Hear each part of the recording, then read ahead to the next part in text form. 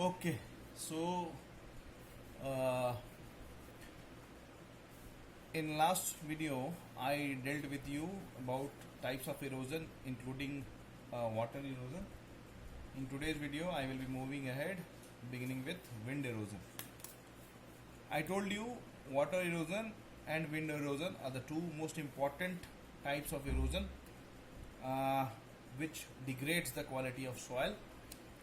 Wind erosion generally happens in arid or semi-arid region. Obviously, because in arid or semi-arid region, generally the speed of wind is high, and also there is less precipitation to hold the soil.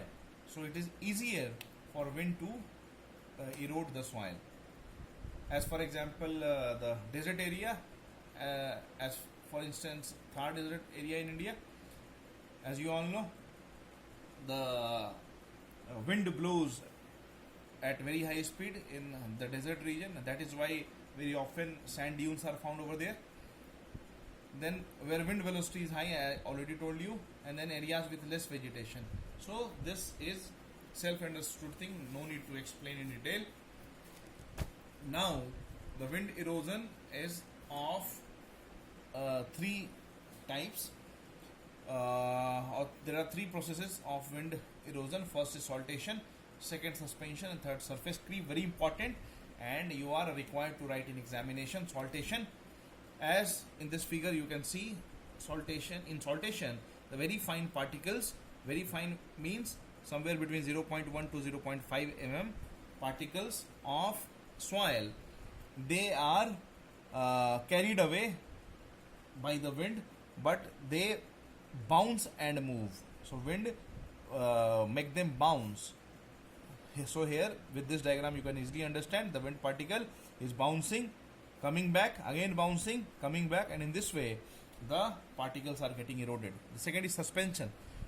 In suspension, even finer soil particles, they are totally suspended by the wind and they are carried away to a very far distance. So this is second process, and third is surface creep. As the name suggests, in surface creep the wind particle are the larger wind particles, the larger soil particles. They are neither carried away in bounce form nor they are carried away in suspension form. Rather, they are being dragged along with the surface. It means they do not leave the surface. So this is surface creep. Now let us learn about main factors influencing soil erosion. Very important. So here you can see that amount and intensity of precipitation. Very easy. In water erosion, what happens? Most of the water erosion happens either fluvial or because of precipitation in the form of rain or others. So if intensity of precipitation is high, then obviously the soil erosion will be more. As for example, in equatorial region or in tropical wet humid climate where amount of precipitation is very high, there is soil erosion is also very high if vegetation is not very dense, because dense vegetation keeps a check on soil erosion. Then velocity of wind. Again, if the velocity of wind is high, what happens? The amount of soil erosion is also high. Slope and relief. Obviously, on hilly terrain, the soil erosion is more. As for example, we have seen in red and yellow soil, which are found in highland or peninsular India. Their soil profile was not well developed. Why? Because since they were on slope and relief, the soil erosion was more, and there was not well developed soil profile. Then type of soil. Some of the soil like black soil, they are having more clay component, and if they are wet, they are swelling and they are sticky in nature. So in that case, wind erosion or water erosion will not make very much difference, or will not be able to put high effect on those soil. The nature of ground cover. Obviously, in desert area or semi-desert area, the wind erosion or erosion is high because vegetation is less, and in forest region the vegetation is high, and that is why erosion is less. So nature of ground cover is also very important factor. Now let us learn about soil conservation. If there is soil erosion and degradation, there is requirement of soil conservation, because soil is a very valuable natural resource of for mankind. What is soil conservation?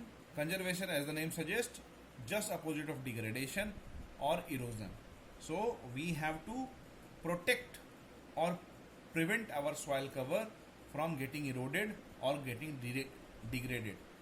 So this is, in simple word, we can say this is soil conservation. So important measures for soil conservation will include so many points, but here I have listed some important points for you which you can represent in examination. As for example, contour farming. Contour farming is very helpful in slopy or hilly region. As you all know, in hilly region, terrace kind of farming or step kind of farming is advisable, जिसको हम लोग हिंदी में सीढ़ी नुमा खेती बोलते हैं. So the slope effect is get retarded over there. Apart from that, generally contour farming is done. Contour farming means generally border is contour means some elevated border is being formed. Getting my point? So this is a combination of terrace farming and making of contour.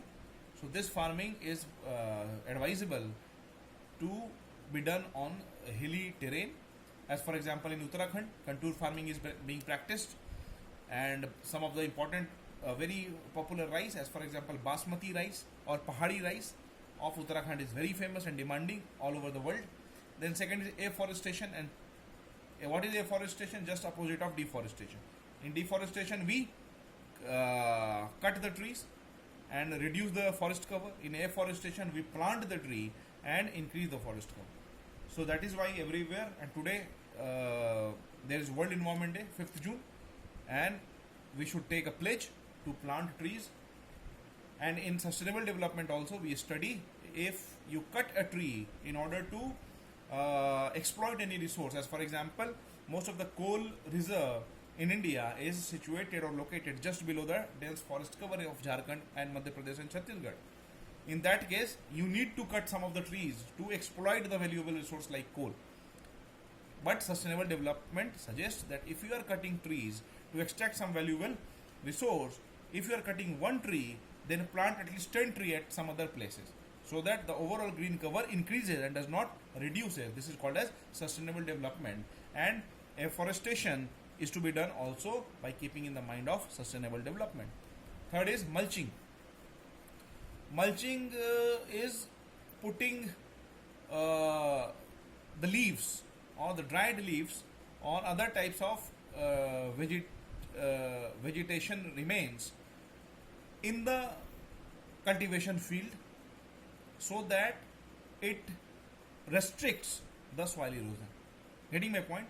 So if there is some empty land along or around your field where you have cultivated some of the crop, then some dried leaves and other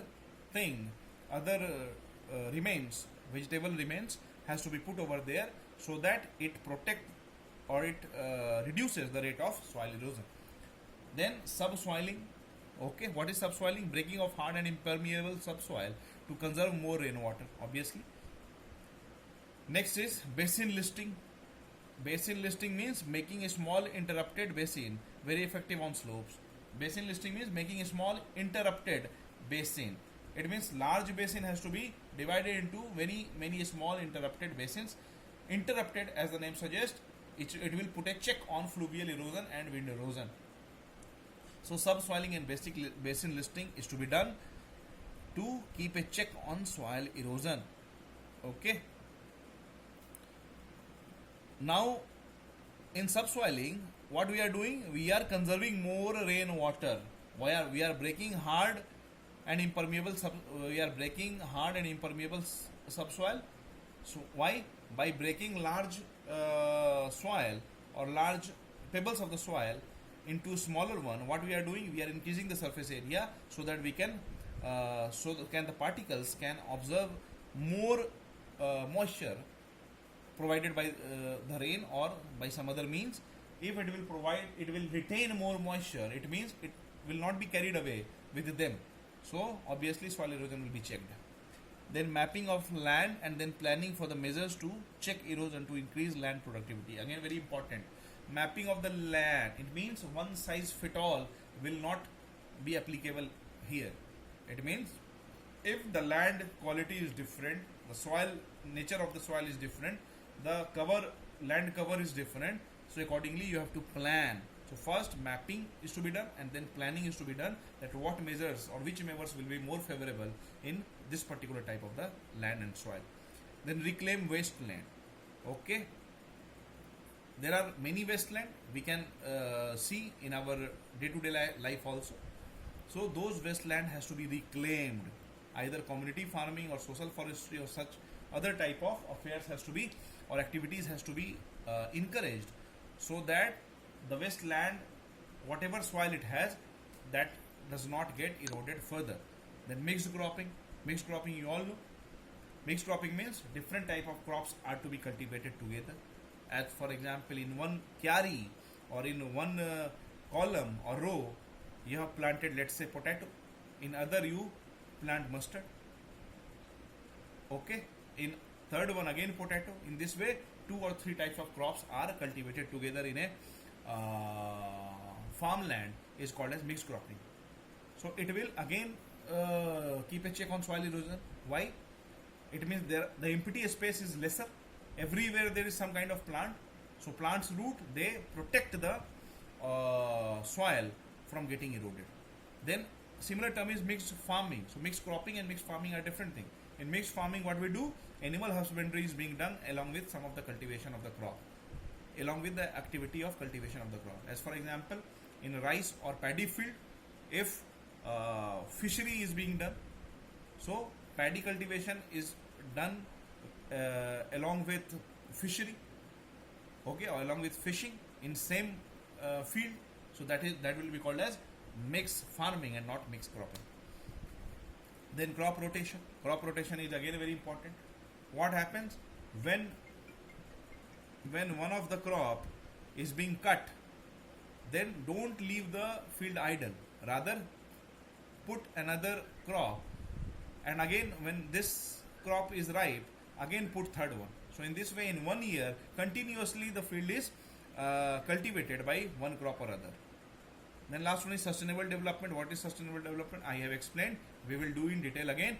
So this is all about soil conservation. Thank you.